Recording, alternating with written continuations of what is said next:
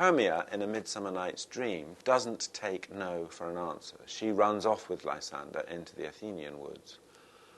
And as a result, Lysander and she both win the wedding that they want, which is to each other. Ophelia can't do that. Partly, her lover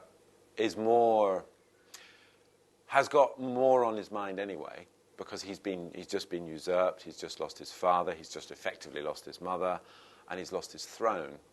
And he's very high profile. The stakes are massive. To stay in association with Hamlet could lead her ultimately to the Tower. That's the way it was in Elizabeth's court.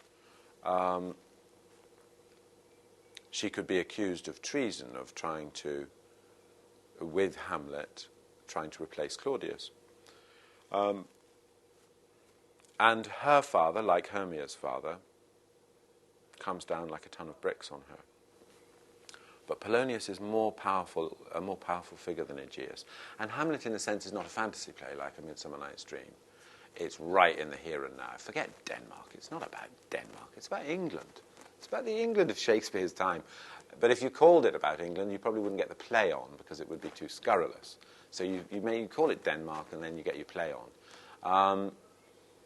And in that world, women were the property of their families to be disposed of. They were the most important way of increasing your lands, your wealth, your power, your influence, your number of horsemen you can call on.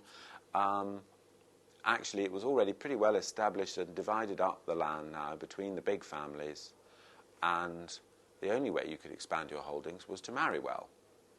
And, of course, at one stage, Ophelia would have been a perfect marriage because it would have been the crown estates that you would be locking into.